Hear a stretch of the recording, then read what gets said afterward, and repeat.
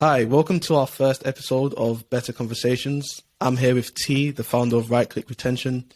It's a company that helps e-commerce brands retain more of their customers. I know that along your entrepreneurial journey, you often speak a lot about hiring too fast and how that was a big mistake for you. Would you like to explore that a little bit more? Yeah, 100%. So obviously, I think with this type of space, where in the agency space, we're all quite young. So we're all quite inexperienced with business, and hiring is such a big part of that.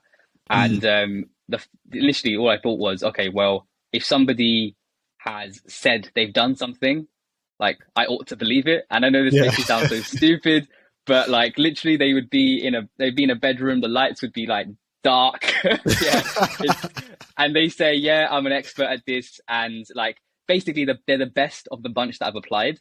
And Yeah, I okay. didn't go through multiple rounds of this stuff, so completely rush the process, hire them, and then obviously, like once they actually get to doing the work, it's dreadful. So Absolutely dreadful, yeah.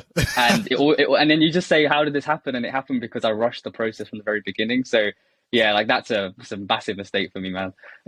Yeah, and I guess with on that point as well, I guess it's really easy to rush the process because I guess with that startup mentality or that where you want to actually get things done, it's quite easy to just want to get people in to actually do the job. So, what would you say on that point as well?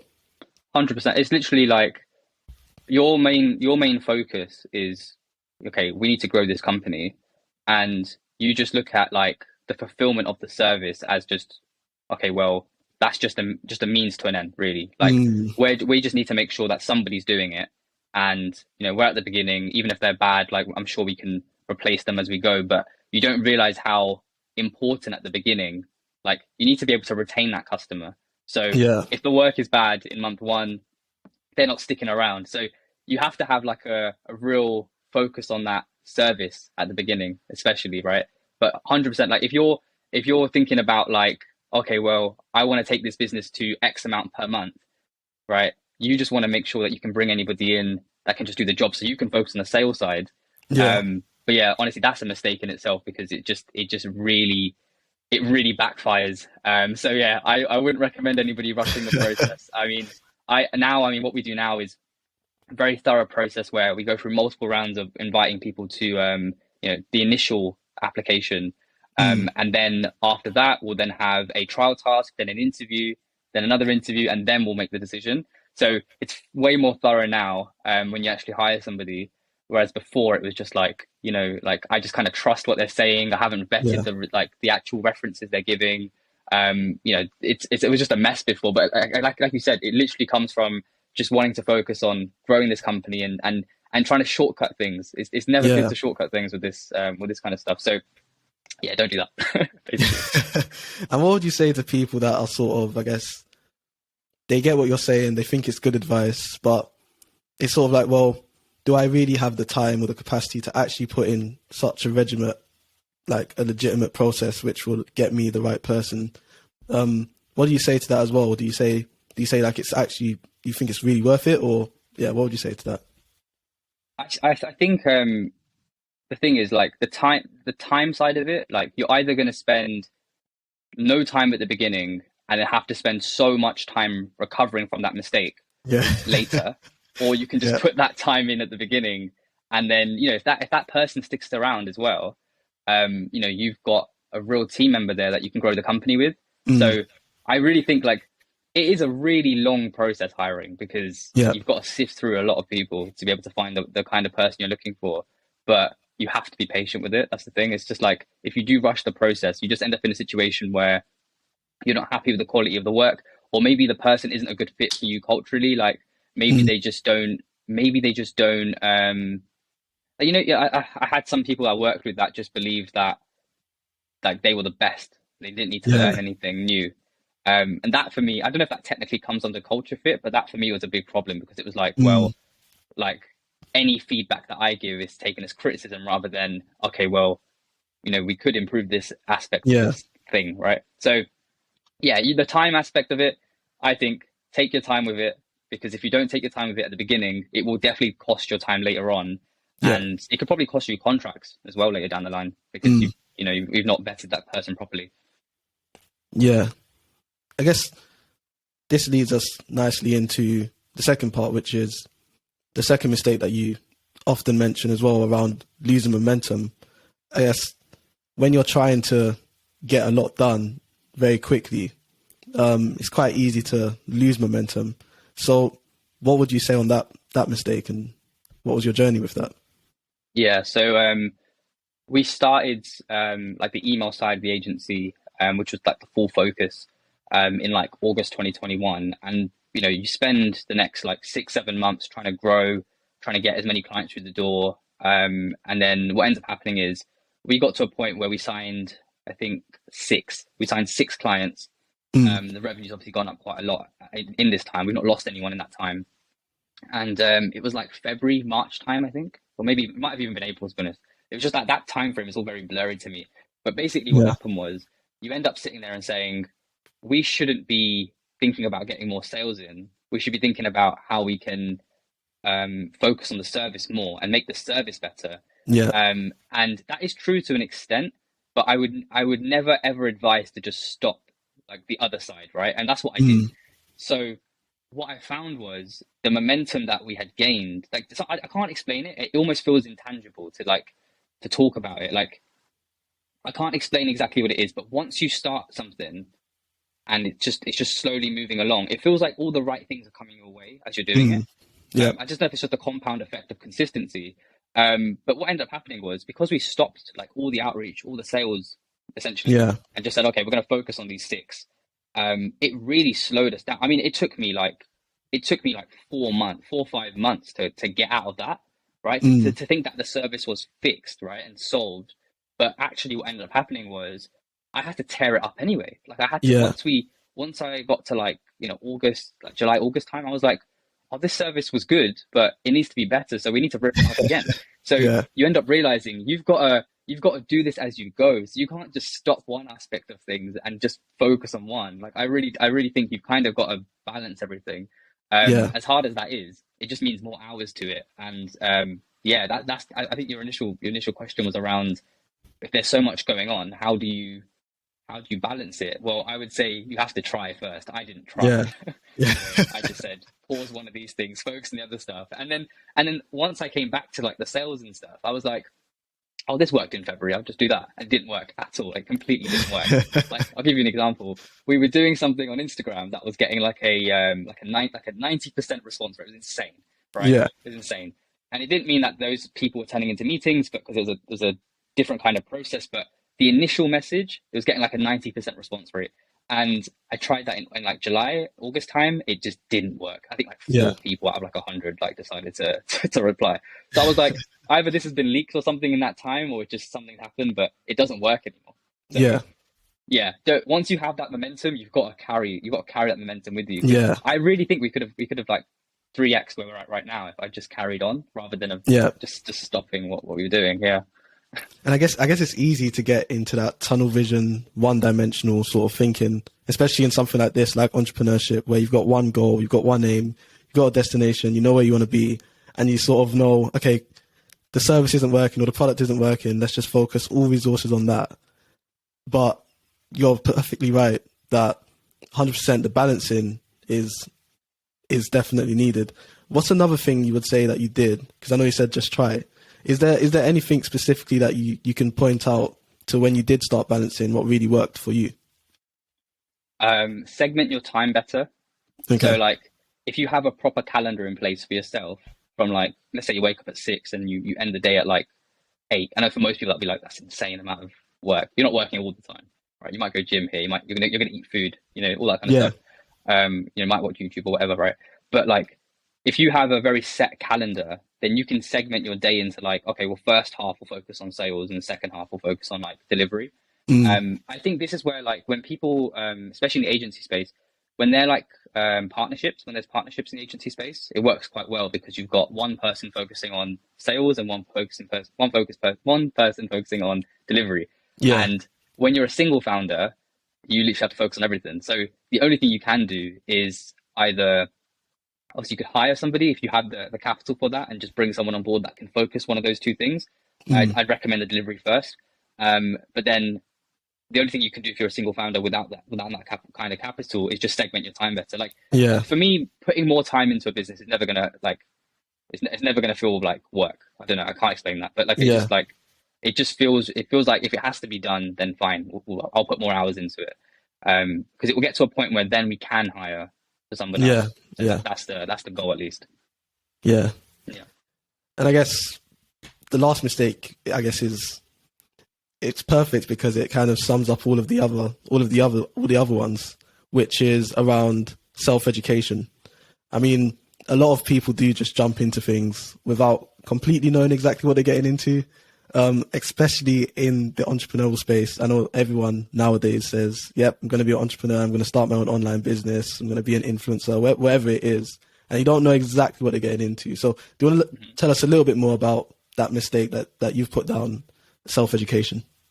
Yeah, it's just one of those things where it's this kind of mindset of I can just do everything myself. I don't need to Mm, like I'll figure this out myself. And that, to an extent, that's very good to have, because you're going to need to do that throughout the business. Like you're going to need to be able to figure things out as you go. But there are people that have done what you've done, and they've done it faster. They've maybe done it more efficiently. Maybe they're yep. teaching other people how to do it. Don't neglect that. Like, Yeah. I had a massive problem in February, March time where I stopped, obviously. And at that point, I should have said to myself, invest into a program that teaches you how to do this better, Yeah. rather than just stopping it. Yeah. So I should have invested in something like that. And in the end, it's quite funny actually. I did invest in it like 5 months down the line, but the Yeah. price of their thing had gone up like 3 times. So it was crazy. So like I had to literally pay the cost of not taking action Yeah. sooner. And it wasn't like scarcity tactics, which was so surprising. I thought, oh, they're saying they're just going to increase the price, whatever. No, they increased the price. I felt that it was not great. So yeah, like if you have the capital there and you can invest into yourself sooner, do it. I would say just be very specific with who you choose. Like they have to be on the Mm, path that you're on, and or they have to have done what you're trying to do, and don't do too many. Do you know what I mean? Because otherwise, yeah. you end up focusing on way too many different like I'm going to say like mentors essentially. So if you can have like two or three people that you look to for two or three different things, that's totally fine. But if Yeah. you have like 10 different courses and you're constantly flicking through each teachable to figure out this thing, like it's just going to be too much for you. Mm, And that's just overwhelming. So you want to make it as simple as possible. Like these are my go-to people for this information. And even like when you're on social media, don't consume from everybody because yeah. your mind's just going to go crazy. Like it's like, this person here said this person here said this, but if it's coming from reputable sources and you've got your set sources, then it's totally fine. And obviously, like people will talk about like load of stuff. Like they might talk about their personal lives and like they'll give like random advice and stuff like that. You don't have to take everything that person says on board, Mm, but just the stuff that you need in terms of the reason that you're following them. So maybe it's sales, maybe it's like to make your service better, yep. maybe it's like becoming a better person or something like that. Yeah, so those are the things that I would say are like just have a set of people that are your online mentors. If you can actually get them to mentor you, even better. Yeah. Even better. Even better, right? I Perfect. know. I know. Sometimes it can sometimes be hard to know the point where you stop self-educating and you just take action. Because sometimes you could just be consuming, and you're not actually taking action. What do you say to that as well? When's the best time you would say to just go through it after you've self-educated? I feel like everybody knows when they're just consuming too Mm, much. You know, like let's say you're watching a video and it's like 20 minutes long, and it gets to like the 10-minute mark, and they've said to do something, and you just kind of say, "Nah, I'll check this out. I'll just do it at the end of the video," and then yeah. you never end up doing it. You should Yeah. probably just stop the video there and just go do the thing they said, and then continue the video.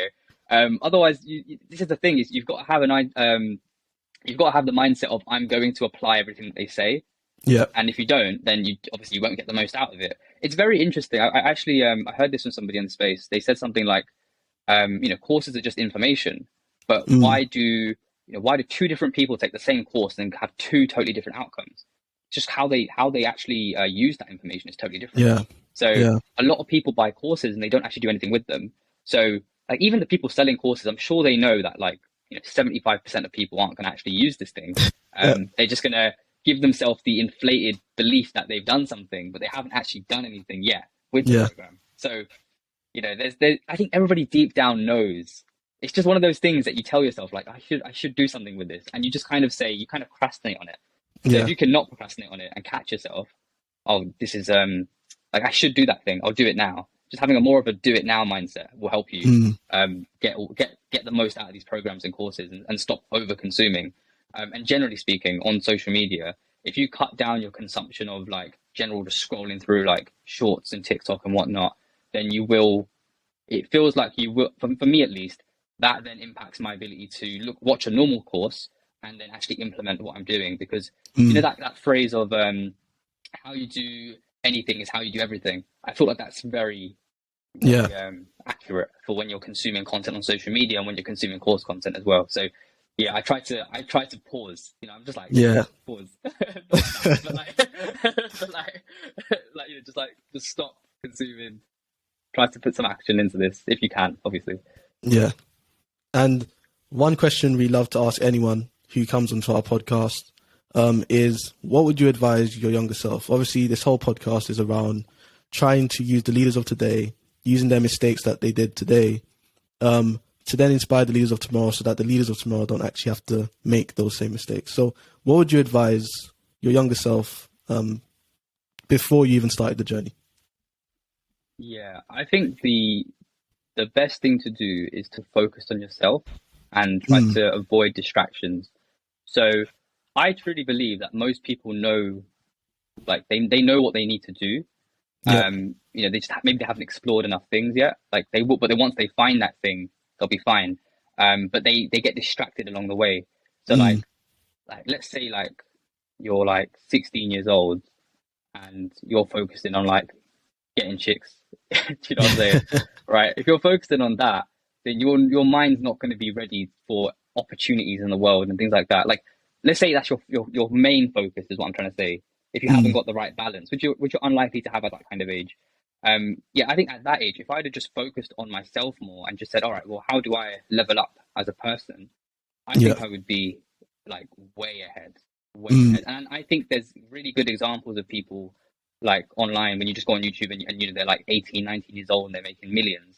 Like these people, they did that, and it shows. You know, they focused on themselves early. Like they invested into how to build businesses, fitness, like how to be better, just, you know, people skills, life skills. They put the time in early, and it shows. So I think if I could go back, that would be the number one thing, because if you're putting all the right attention into yourself, like why would you not stumble across the right opportunities as well? Yeah. You see what I'm saying? Yeah. If you're reading, let's say you're reading books and then you're picking up kind of problems. Once you pick up problems, you'll be like, well, someone should solve this. You Google it a lot and you find out, oh, there's no one solved this problem. You know, and you know, if you're in the right mindset, you'll try to tackle that problem. Yeah. So this kind of stuff feels quite natural if you're already focusing on yourself. Whereas I think for me, it was more like I was more like the kind of person to go on YouTube and type how to make money online and then go from there and kind of force myself down that path, because I always wanted to do this kind of like entrepreneurial journey from young. So that's kind of how I ended up. But I think if I was already focusing on myself, I probably would have found a bigger problem to solve, and I would probably be a lot further ahead as a person. I know it's quite hard to quantify, but like, you know yourself, like, oh, I can be better at this or whatever, right? Like I think I'd be a lot further ahead, basically. So focusing on yourself, if you're like 16 to 20, that is such a golden period to just be working on yourself, man, because you have no priority, like you have no responsibilities at all. And even going into your 20s, I would say up until about 25, there's no real responsibility anyway, because you're still at the end of, like, you're coming out of uni, maybe you did a master's or something, maybe you haven't had that first job yet or something. So it's a great time to learn if you're that kind of age, and you can still apply this when you're older, obviously, as well. But like at that age, it's such a golden time for me, I would say. Yeah. So there we have it. That's the end of the conversation. We're all about having better conversations. I hope everyone listening took a lot of value from that, and see you next time.